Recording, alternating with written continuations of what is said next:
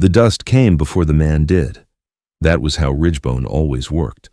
You smelled the approaching trouble in the grit that preceded it, in the way the air turned copper and close before a rider crested the low ridge above town.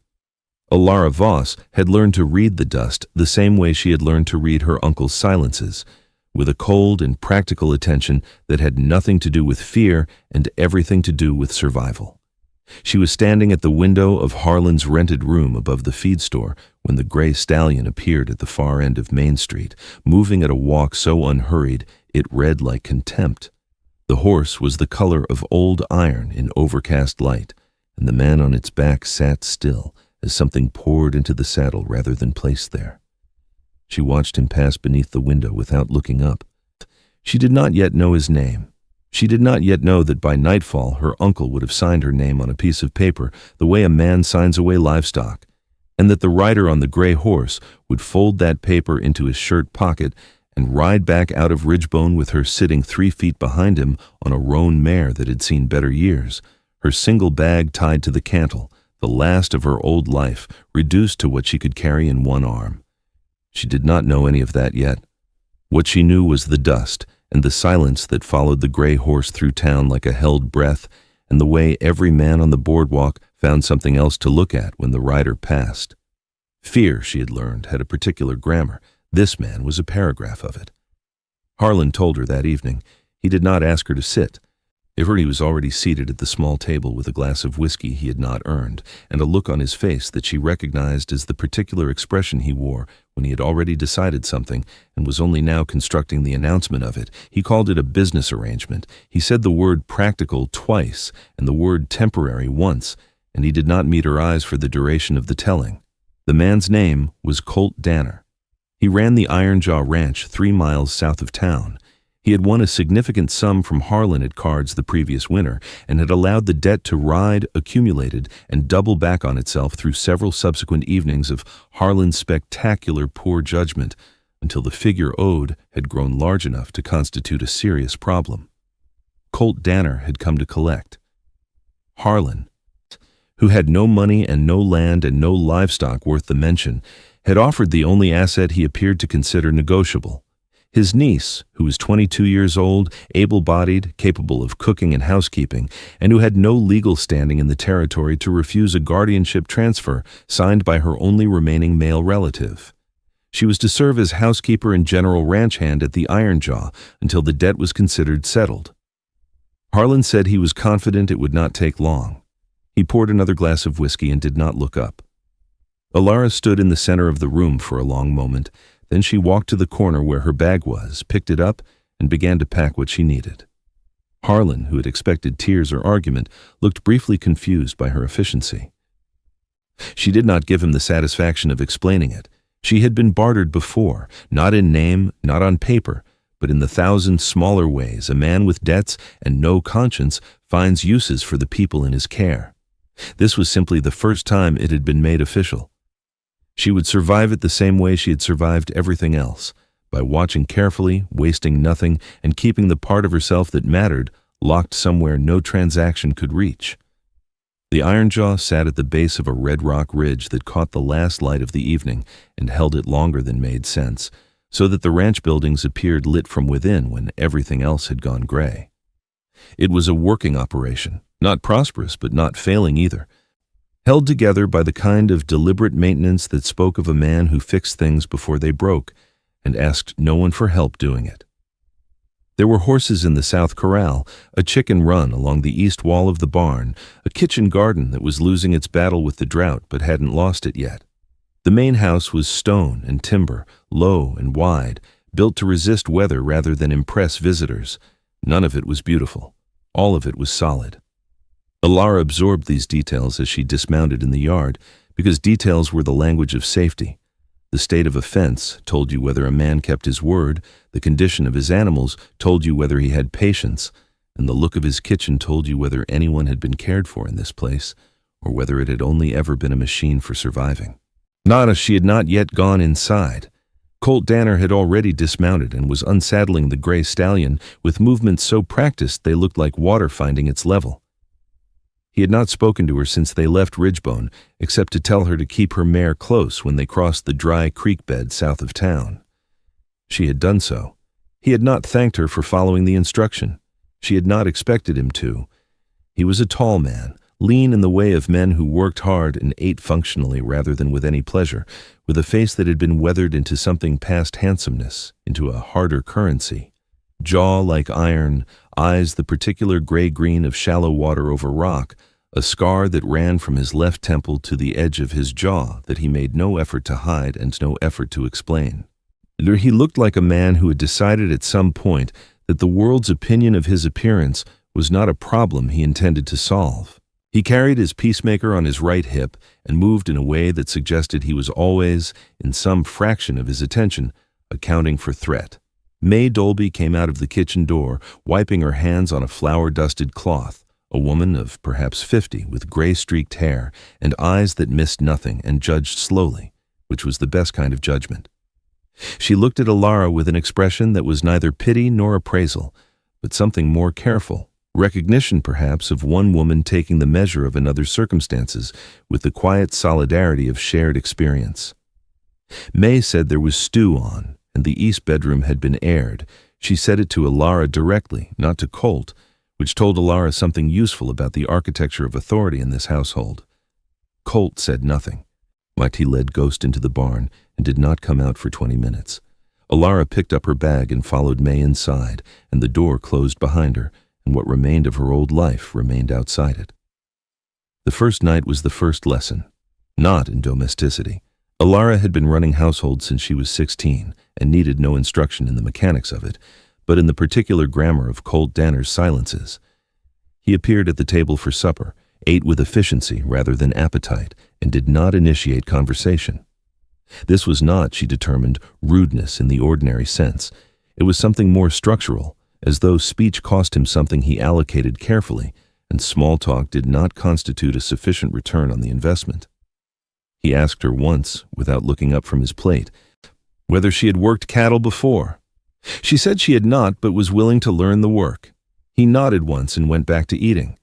May, who had apparently made a private study of Colt Danner's conversational minimalism, carried enough talk for the table without appearing to labor at it, describing the state of the eastern fence line and the temperament of the new gelding in the North Corral and the fact that the well output had dropped another 2 inches since the previous week. Colt listened without comment, but with an attention that suggested he was filing each detail.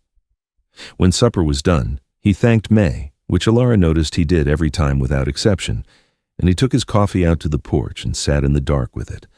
And Alara washed dishes and thought about the space between what a man did and what a man was, and whether the distance between those two things could be navigated without a map. She was still thinking about it when Deputy Wren Sharp rode into the yard. She heard the horse first, then the creak of saddle leather, then the particular silence that followed, not the natural quiet of the night, but the loaded kind, the kind with weight in it. She went to the kitchen window and saw Sharp dismounting in the yard, making a show of the casual authority he wore like a coat one size too large. He was a thick-necked man with the look of someone who had been given a small amount of power early in life and had spent the years since confusing its expansion with personal growth. He had a deputy's star on his chest and a way of using it as a conversational device rather than a professional responsibility.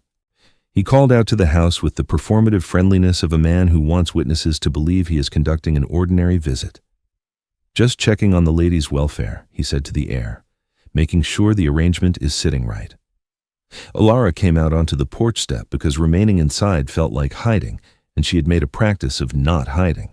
Sharp crossed the yard toward her with a smile that did not reach his eyes, and when he was close enough, he reached out and wrapped his fingers around her wrist. Not cruelly, not yet, but with the casual assumption of a man who does not expect to be questioned about what he touches. He said her name like it belonged to him. He said Colt Danner was a hard man to work for, and that she ought to know she had options. And he said the word options with a particular emphasis that made clear which option he meant. His hand on her wrist was a statement rather than a gesture.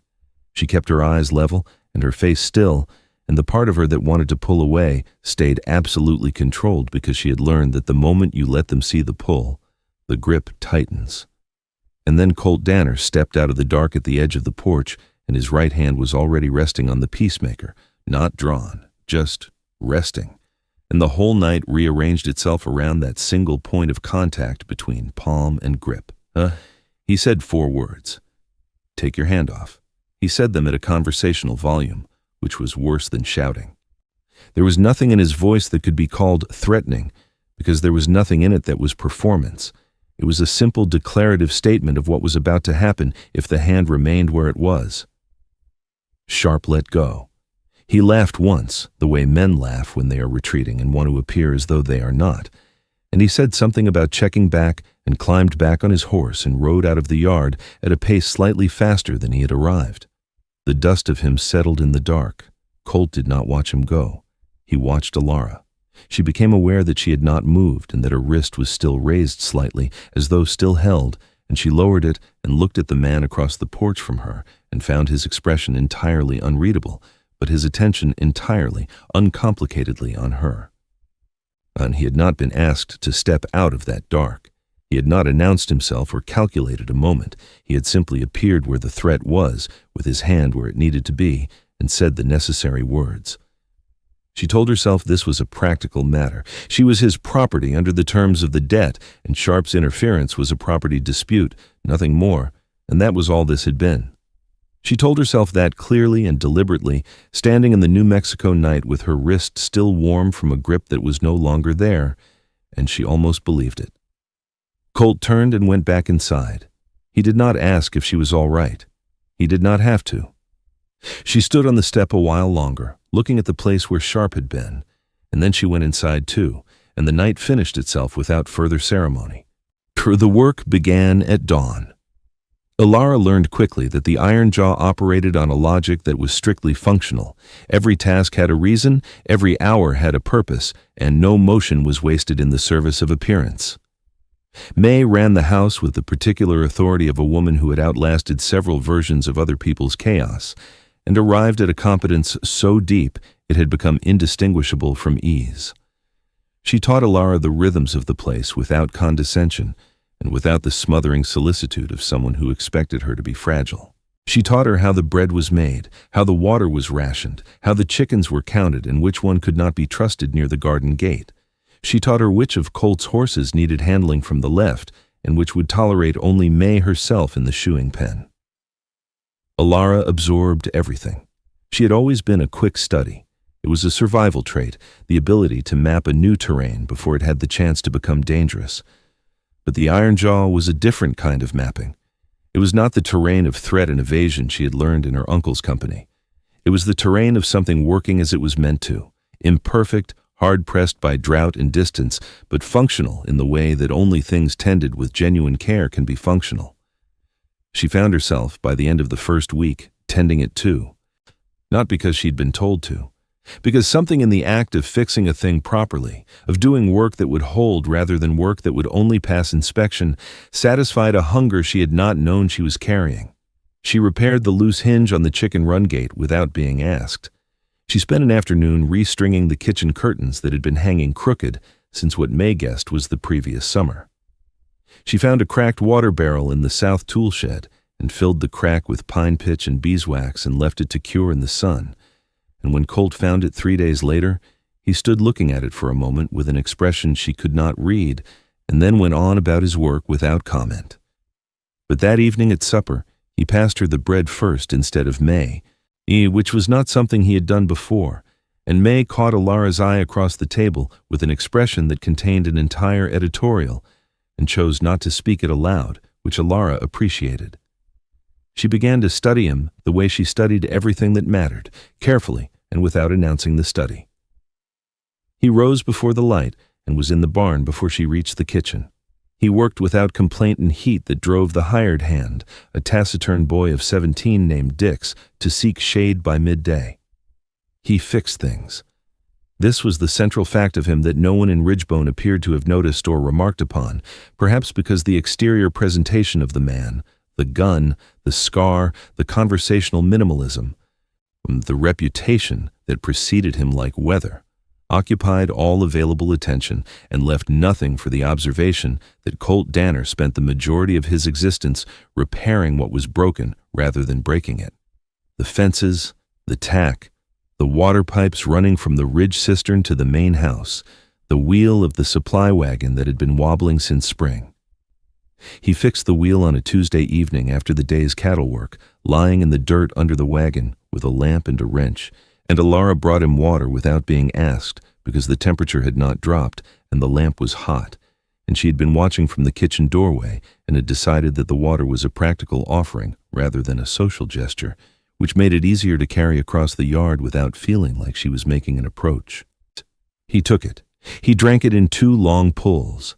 He said thanks without coming out from under the wagon. She said you're welcome without moving from where she stood.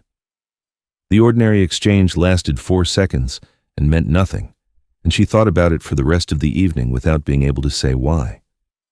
The warning note arrived on a Thursday, folded under the door of the kitchen before dawn.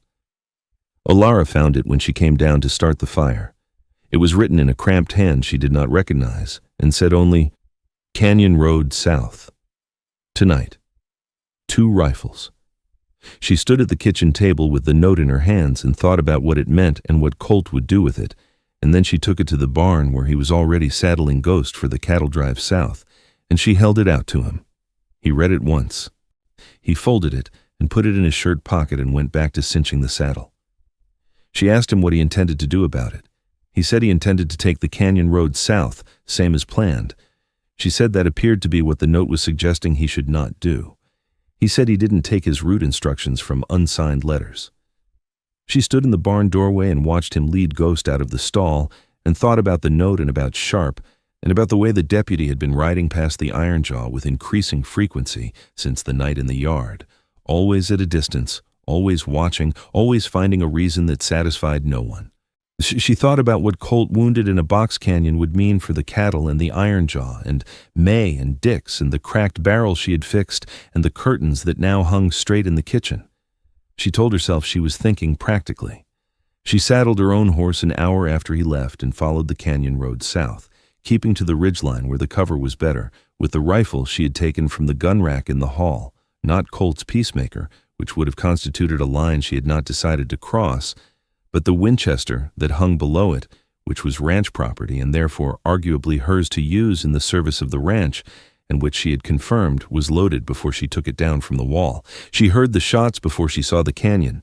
2, fast and close together, then a gap, then a third from a different angle. She pushed the roan hard along the ridge and came around the head of the canyon and looked down into it and saw Ghost circling without a rider on the floor of the ravine, which meant Colt was down, and saw the first rifleman repositioning on a shelf of rock to the east, and saw the second moving along the west wall toward where a man with his back against the canyon floor would have very limited options. She did not deliberate. She raised the Winchester, found the east rifleman in the sight, moved the aim left to account for distance and angle, and shot him in the shoulder. The sound of it bounced off the canyon walls, and the second rifleman pulled up and looked for the new direction of the threat, and she jacked another round into the chamber and fired into the rock face 6 inches from his head, or close enough to constitute an argument, and he ran. She picked her way down the canyon wall on the roan, which was less steady-footed than Ghost, but game enough, and found Colt on his feet, barely, one hand pressed to his left side where his shirt was dark, with his Peacemaker still drawn, and his eyes tracking the canyon walls with the automatic vigilance of a man whose threat assessment runs independent of the rest of his condition. He looked at her. He looked at the Winchester. He looked at the roan and at the ridge above and at the retreating dust of the second hired gun. His jaw was set, and his eyes were very dark, and she could see the effort it cost him to stand without showing that it cost him. She dismounted and he said, at a volume that was distinctly not conversational, "What in the hell are you doing here?" She said she was here because he had dismissed the note and someone had to apply basic logic to the situation. He said she could have been killed. She said yes, and so could he, which was the relevant factor in her decision. He said this was not her fight. She said she was not particularly interested in the taxonomy of whose fight it was. She said she was not interested in being a widow to a man who never gave her a choice.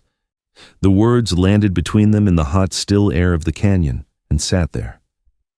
He looked at her for a long moment, his hand still pressed to his side, Ghost nosing at the dirt behind him, the echo of the last gunshot still hanging in the heat. Something crossed his face. Not softness exactly, not yet, but the nearest approach to it she had seen from him, as though one of the load-bearing walls in whatever architecture he used to stay closed had developed a crack he was not certain he knew how to repair. She helped him onto Ghost, because the wound needed looking at, and they needed to move before the first rifleman either died or recovered enough to regroup. She rode close on the way back, watching the set of his shoulders and the way he held himself. And she thought about the note she had found under the kitchen door, and the barrel she had fixed, and the 4 words he had said in the dark on the first night, and she thought about how a man expressed the things he could not put into language, and whether she had been paying the right kind of attention all along. May stripped and packed the wound at the kitchen table without comment, and with the practiced efficiency of a woman who had dealt with worse and expected to again. The bullet had scored the left side just below the rib, deep enough to bleed seriously, but not deep enough to do the worst kind of damage, and she sealed it with a compress and whiskey and told Colt to stay horizontal for 24 hours in a tone that made clear this was a medical instruction rather than a suggestion. He argued for approximately 90 seconds, which was less argument than Alara expected, and then he stopped arguing and stayed at the table with his coffee going cold in front of him and the particular expression of a man who is recalculating something and hasn't arrived at the new figure yet. Alara cleaned the Winchester at the other end of the table. She did it methodically, piece by piece, the same way she did everything, with the full investment of attention that made work worth doing. Colt watched her in the way he watched everything, which was without appearing to watch, peripheral and complete. May went to check the chickens. The kitchen held the 2 of them, and the sound of the cleaning and the smell of coffee and wood smoke and the whiskey May had used on the wound. And after a while Colt said her name. Not a question, not a command. Just her name, said plainly. The way you say the name of something you were trying to understand the weight of. She looked up. He said he didn't ask for someone to come after him. She said she was aware of that. He said he didn't need saving. She looked at his left side, and then back at his face and said nothing. He exhaled once, hard, and looked at the far wall, and she saw him working at something, the effort of it visible in the set of his shoulders and the way his hands were flat and careful on the table. He said he wasn't good at this. She said she'd noticed. He looked back at her, and for the first time since the night in the yard, he looked not at her situation or her utility or the threat she might represent to his carefully maintained distance, but at her, specifically, in the way that meant he was including her in the category of things that mattered to him. But he didn't say anything else, but the wall had cracked, and they both knew it, and the kitchen was warm, and outside the red rock ridge held the last of the evening light the way it always did, longer than seemed reasonable, as if it too was reluctant to let go. Sharp's move came 8 days later. Alara heard about it from May, who heard it from the feed store man who heard it from the stage driver. A robbery on the Tucson road, 2 strongboxes emptied, the driver swearing the lead rider wore a gray duster and rode a gray horse. The description was specific enough to be deliberate and general enough to be deniable, and Sharp arrived at the Iron Jaw the following morning with 2 men at his back and a warrant that had been issued so quickly the ink still looked ambitious. Colt was at the barn when they rode in, not armed, which was either bad luck or which he chose not to fight his way through because the calculation of what it would cost was something he was now conducting differently than he had before. Alara came out of the house when she heard the horses and stood on the porch and watched Sharp read the warrant with the performative solemnity of a man who has rehearsed this moment and is disappointed by the size of his own audience. Colt listened without expression. When Sharp finished, he said one thing. The Tucson road runs east. I was north of the ridge all that day. Ask May. Ask Dix. Ask the woman on that porch. Sharp smiled. He said witnesses with an interest in your freedom don't make compelling testimony. He said it directly at Alara. And the smile had the quality of a conclusion rather than a pleasantry. He had been building toward this since the first night in the yard, and he was now presenting the invoice. Alara came down off the porch. She had not planned what she did next. She had spent the previous 3 days thinking about it, yes, but Planning implied a certainty about outcome that she did not have and had not pretended to. She had the note. She had kept it, not for this reason, or not only for this reason, but because she kept things that seemed important before she knew why. She walked to Sharp's horse and held it up and said, "The handwriting on this note and the handwriting on that warrant are worth examining by someone who isn't you." Sharp's smile did not leave his face, but it changed character entirely, moving from confidence to calculation. She said she had shown the note to 3 people in Ridgebone before today, and all 3 of them knew where she had come from, and why, and whose hand they thought it was in. This was true. She had done exactly this on her one supply run into town, showing the note quietly and specifically to the feed store man and the woman who ran the dry goods and the circuit judge's clerk who had an office above the bank and who was, unlike Sharp, an appointed officer of the territorial court rather than a county hire. She had not told Colt because she had not known how to explain that she was acting on his behalf without making it mean something, before either of them was ready for it to mean something. Sharp looked at the note in her hand for a long moment. Then he looked at Colt. Then he looked at his 2 men who were looking at the middle distance with the particular blankness of hired assistance that has registered the change in terrain and is recalculating its contract terms. He folded the warrant. He said this wasn't finished. Colt said he knew. Sharp wrote out. The dust settled the same way it always did, in slow descending layers, and Colt turned and looked at Alara standing in the yard with the note in her hand. And the expression on his face was the one she had been trying to read since the first night, and could not, except that now she could. It was not calculation or assessment or the management of an obligation. It was something simpler and harder than all of those things, and it had her name in it. And he did not look away. The circuit judge arrived in Ridgebone 2 weeks later on a Tuesday that smelled like rain, which was itself extraordinary enough to constitute an event. The clerk had done what clerks who take their appointments seriously do. He had filed the note, noted the discrepancy with the warrant handwriting, and raised it in a formal inquiry that Sharp could not dismiss or delay because it had been raised in writing by an officer of the court rather than by the interested parties, which made it procedurally inconvenient in ways that Sharp's local authority could not paper over. The inquiry took 3 days.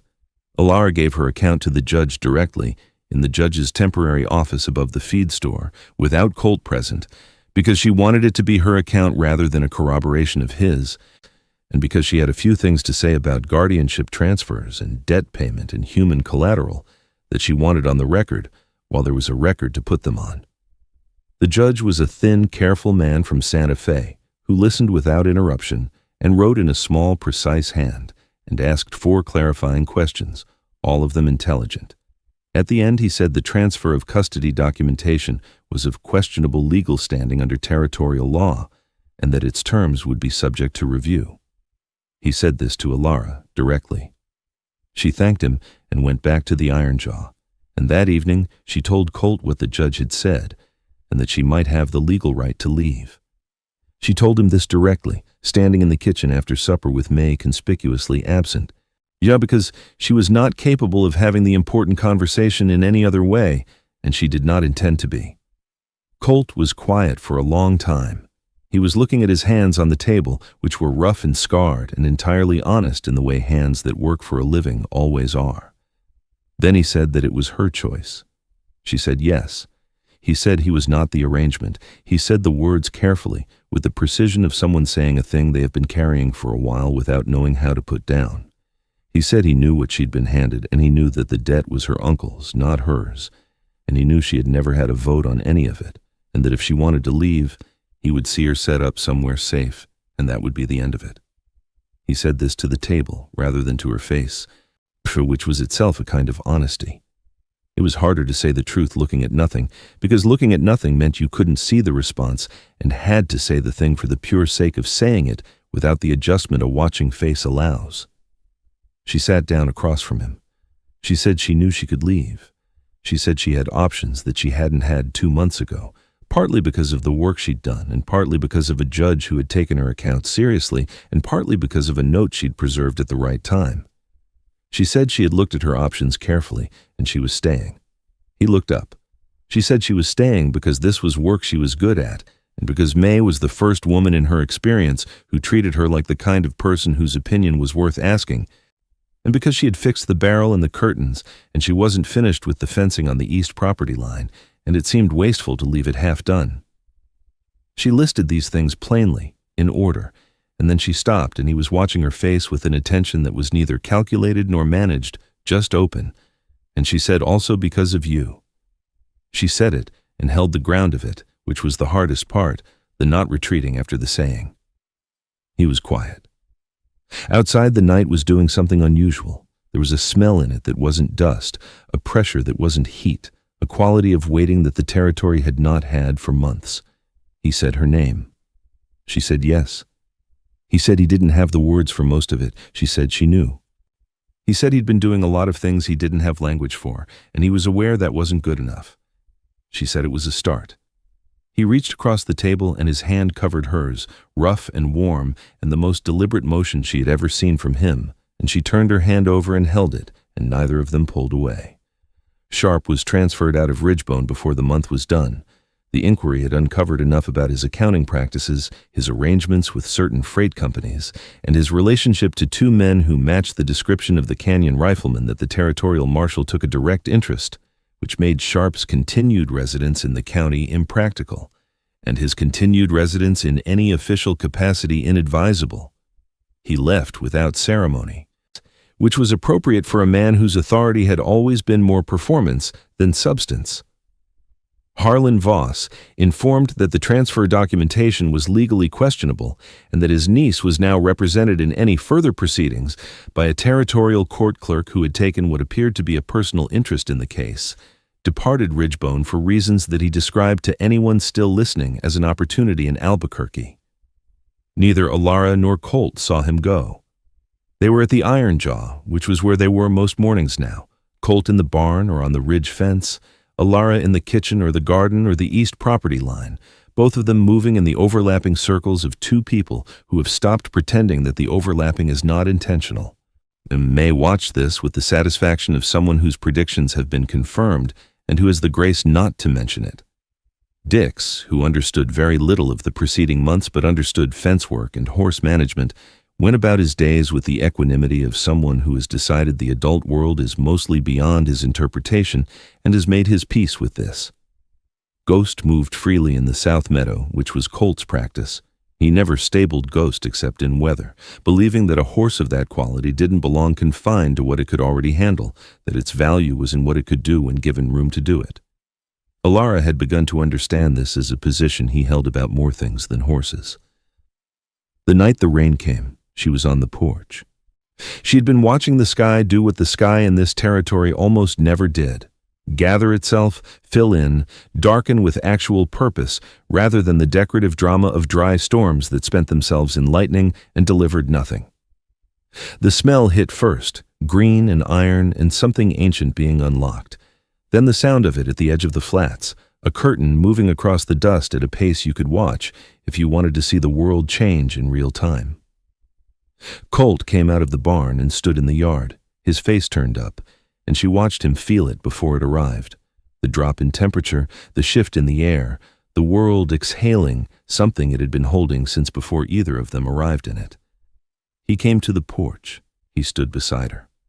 She reached out and her hand found his in the dark, not a question. But not a request, just a finding, the natural endpoint of a hand that has always known where it was going. He closed his fingers around hers. The rain hit the red dust of the yard in a curtain of sound, and the whole world went silver and clean and loud, and Ghost lifted his head in the meadow and turned his face to it, and the ridge above the Iron Jaw caught the first water it had seen since the previous autumn and ran it in bright threads down the rock face, and somewhere in the flats the dry creek bed filled and moved, and Alara and Colt stood on the porch of a house they were both still learning to call theirs, holding on in the dark while the drought broke open around them, and neither of them let go.